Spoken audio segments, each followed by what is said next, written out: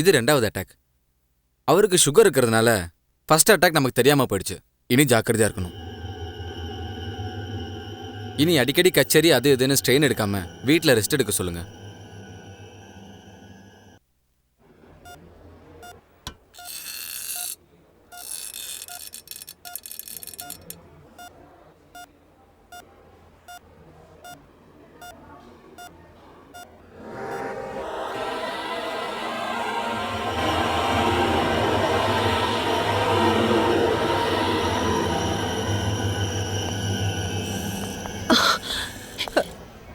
அப்பா எப்படி பாருங்க? ஒண்ணும் இல்லம்மா, மயக்கத்துல இருக்காரு. நான் போய் இந்த மருந்தெல்லாம் வாங்கிட்டு வந்துடுறேன். ஏய், நீ இங்கே நான் போய் வந்துடுறேன். அதோ அவங்க உன்னதான் பார்க்க வந்திருக்காங்க.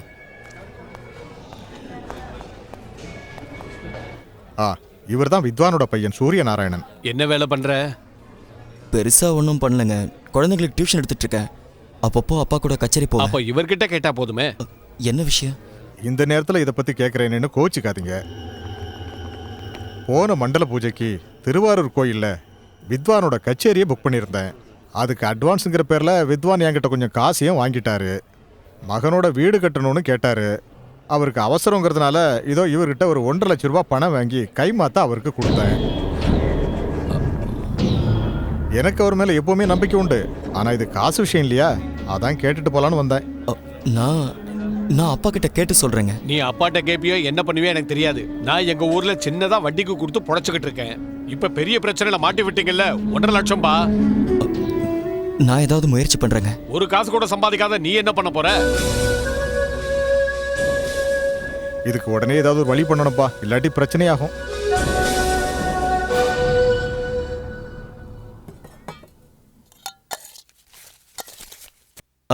எல்லாம் ரெடியா இருக்குல்ல? டாக்டர் என்ன சொன்னாரு? இன்னைக்கு மத்தியானத்துக்கு அப்புறம் ஐசியூல இருந்து மாத்திடலாம்னு சொல்லிட்டாரு. அவரு நிம்மதியா ஆஸ்பத்திரியில போய் படுத்துட்டாரு.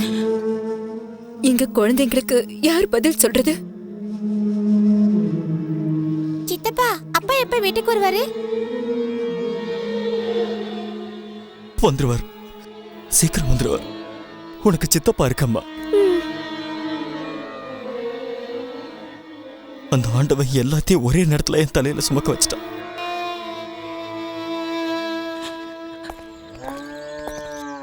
வணக்கம். வணக்கங்க. ஹாஸ்பிட்டல் கிளம்பிட்டீங்க போல் இருக்கு. ஆமா, நாங்களும் அங்கே இருந்து தான் வரோம். ஐசியூல இருக்கிறதுனால அப்பாவை நேரில் பார்க்க முடியல. டாக்டர் என்ன சொல்றாரு? பிரச்சனை ஒண்ணு இல்லைன்னு சொல்லியிருக்காங்க. இதை பாருங்க, டாக்டருங்க எப்பவுமே அப்படிதான் சொல்லுவாங்க. அதையெல்லாம் நீங்க நம்ப வேண்டாம். புரியலையே. என் பேர் பொன்னுசாமி, இவன் பேர் தாசு. உங்க அப்பாவை பார்க்கலான்னு வந்தோம். இப்போ உங்களா பார்த்துக்கிட்டு இருக்கோம். முன்ன பின்ன தெரியாத ஆளுக்கு நாங்க பணம் கொடுக்கறதே இல்லை. ஆனா உங்க அப்பா வந்து கேட்கும்போது நாங்க மாட்டேன்னு சொல்ல முடியுமா? 3 லட்சம்லாம் வாங்கியிருக்காரு.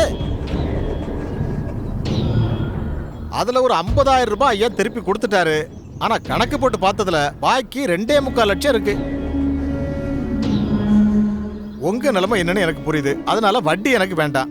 ஆனா என் முதல் எனக்கு வேணும் இல்லையா, அதை மட்டும் சூரியன் திருப்பி கொடுத்தா போதும். ஒருவேளை எங்க அப்பாக்கு ஏதாவது ஆச்சுன்னா எல்லாத்துக்கும் நான் இருக்கேன்னு நீங்க ஒரு கையெழுத்து போட்டு கொடுக்கணும். எல்லா ஒரு சேஃப்டிக்கு தான். அப்ப எங்க காசு எப்போ எங்களுக்கு கிடைக்கும்? இல்லைங்க, நான் உடனே எங்களுக்கு கொடுங்கன்னு கேட்கல. ஆனா 1-2 மாசத்துல எங்களுக்கு பணம் வந்தாகணும். என்ன எல்லாம் ஞாபகத்துல இருக்கணும்னு நினைக்கிறேன். வரட்டுமா?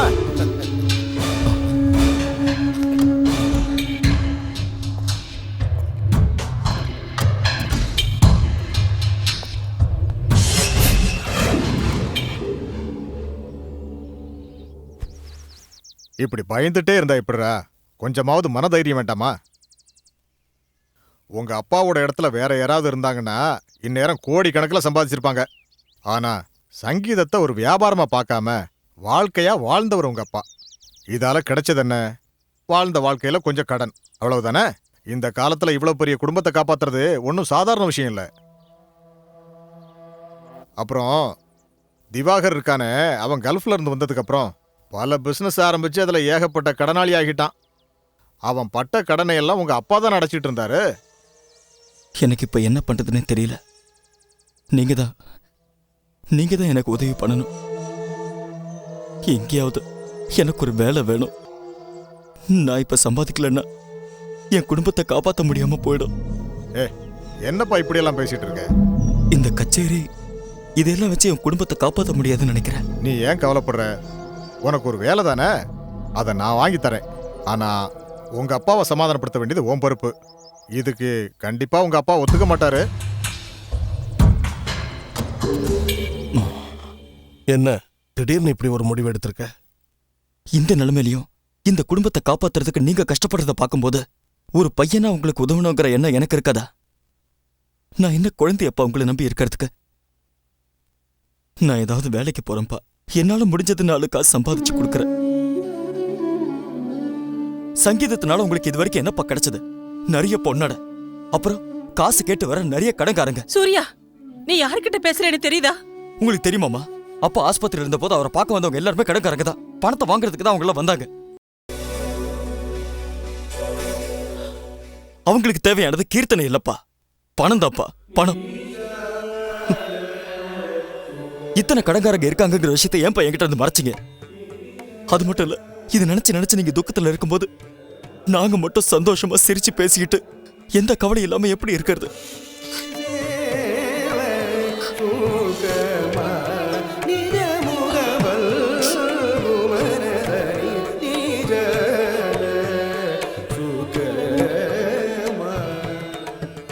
உங்களை குத்தம் சொல்லி சங்கடப்படுத்துறதுக்காக இப்படி சொல்லப்பா. எனக்கு வேலை வேணும், ரொம்ப முக்கியம்ப்பா. எனக்கு வேலை வாங்கி தர்றதுக்கு ஜிகே சார் ரெடியா இருக்காரு. நீங்க சரின்னு சொல்லுங்கப்பா, கெஞ்சி கேட்டுக்கிறேன்.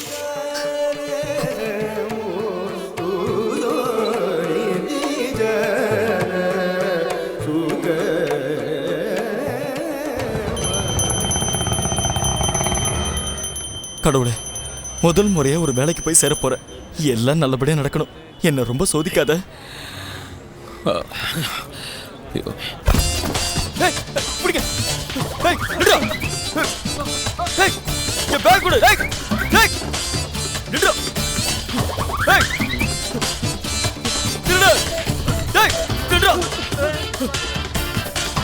ஏய், என் பேக் யாரா பிடிங்க. ஏய்,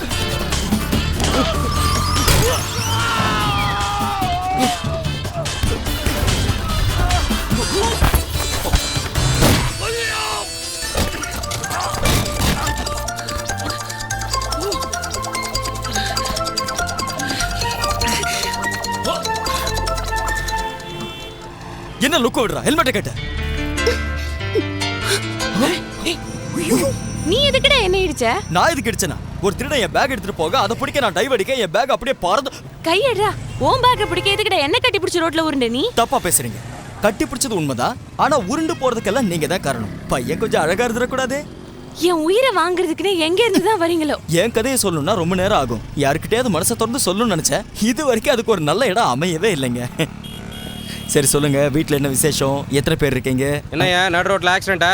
இல்ல இல்ல, நாங்க எங்க ஃபேமிலி மேட்டரை பத்தி டிஸ்கஸ் பண்ணிட்டு இருக்கோம். கேக்குறீங்களா? சொல்லுங்க. போடா. அதாவது வாழ்க்கைங்கிறது ஹைவேஸ் ரோட்ல போற கார் மாதிரி. ரோடு கரெக்டா இருக்கணும். அது சரி, உங்களுக்கு கார் ஓட்ட தெரியுமா?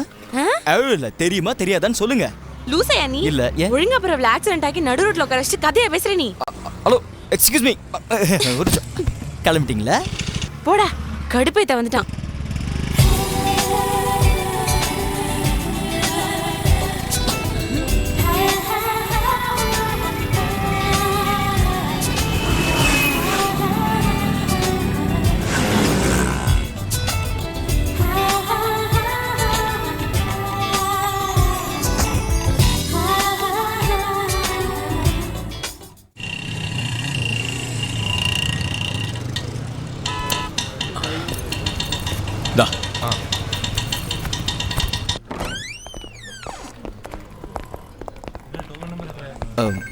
Excuse me sir. S.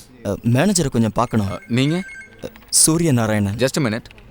Okay sir, உங்களை பார்க்க ஒருத்தர் வந்திருக்காரு. ஒன் மிஸ்டர் சூரிய நாராயணன். ஓகே ஓகே சார், உள்ள போங்க. சரிங்க. May come in sir? Yes, come in. Surya Narayana இல்ல? ஆமா சார். உட்காரு. டைமுக்கு வரணும்னு உனக்கு தெரியாதா? அது நான் வரும்போது ஒரு திருடன் என் பேக் எடுத்துட்டு ஓடிட்டா சார். அவன் பின்னாடி நான் ஓட வேண்டியதாயிடுச்சு. நீங்க எதுக்காக அவன் பின்னாடி ஓட ஆரம்பிச்சீங்க? சார், இந்த சர்டிபிகேட்ஸ் பேப்பர்ஸ் எல்லாம் அந்த பேக்ல தான் சார் இருந்தது.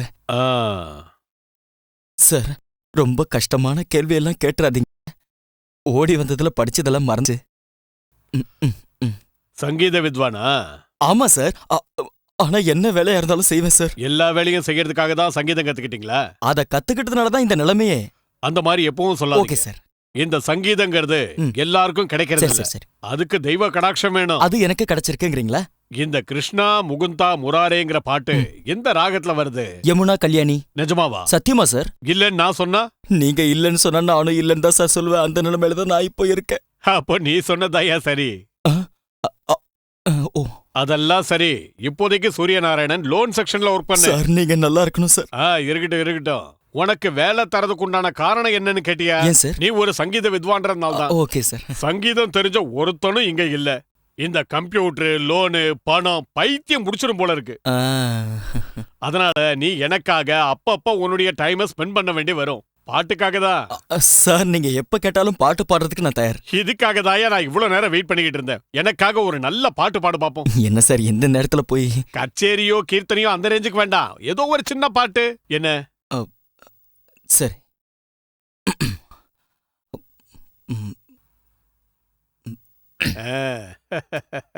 வசந்தமோ வந்தது வாழ்விடிலே, வசந்தமோ வந்ததென் வாழ்விடிலே, வசந்தமோ வந்ததென் வாழ்விடிலே.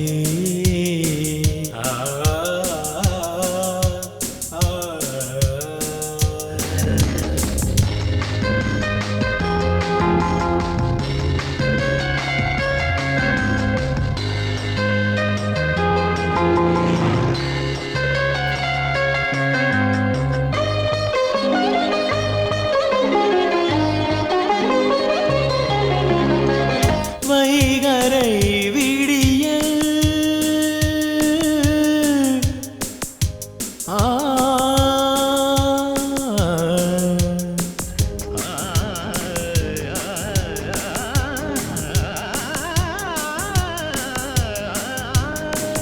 மனதினில் வெளிச்சம் அனுபவம் ஆகும்.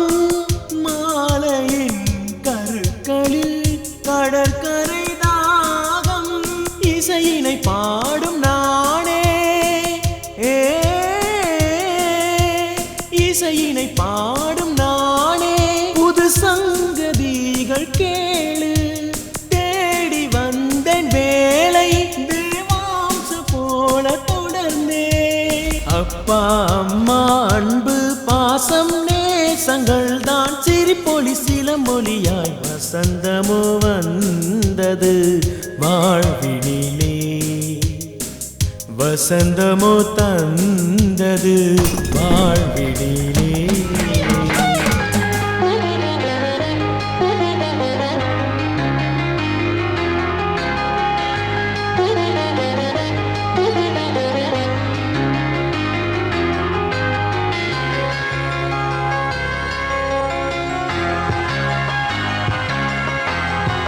பனிப்பாறை உருகி பார்க்கடலாகும். கஷ்டங்கள் மாறி மகிழ்ச்சியோ பெருகும். ஓடி நீதான் உழைக்க, பாடி நான் தான் பிழைக்க. அம்மா கோடி தவம் கிடக்கணும். தேவராகம் பாடிட அப்பா பூர்வ ஜென்ம பாக்கியம். ஆடி பட்டம் தேடி விதைக்க அறுவடை நாளில் ஆனந்த பொங்கிடுமே. வசந்தமோ வந்தது வாழ்வினிலே. குடும்ப பூக்களே உணர்ந்திடுங்கள், கோயில் பாக்களை பாடிடுங்கள். வசந்தமோ வந்தது வாழ்வினிலே, வசந்தமோ வந்தது வாழ்வினிலே.